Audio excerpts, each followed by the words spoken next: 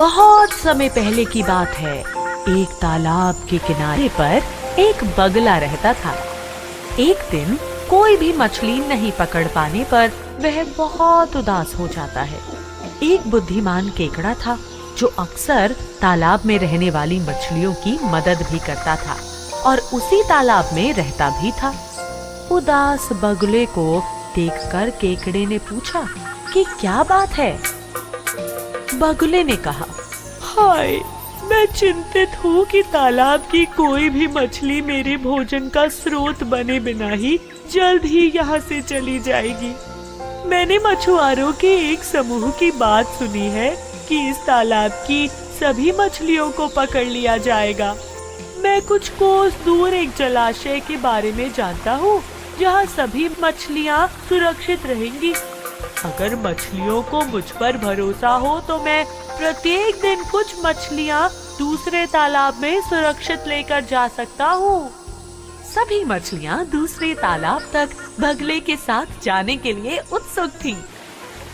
हर रोज बगुला स्वयं सेवक बनकर कुछ मछलियों को अपनी चोंच में रखकर दूसरे तालाब में ले जाने के लिए उड़ा।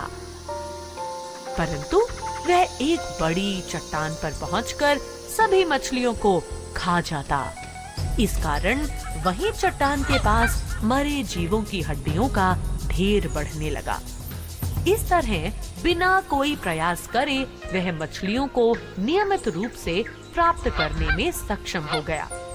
एक दिन केकड़े ने बगुले से कहा, तुमने इतने सारे जानवर यहाँ से वहाँ पहुँचा दिए, लेकिन मेरी बारी अभी तक नहीं आई। बगुला बोला, आज तुम्हारी ही बारी है। बगुला केकड़े को लेकर उड़ चला। जब वह चट्टान के निकट पहुँचा तो वहाँ हड्डियों का पहाड़ देखकर केकड़ा बगुले का सारा खेल समझ गया और उसने गुस्से में अपने पंजे से बगुले का गला दबाकर उसे मार डाला।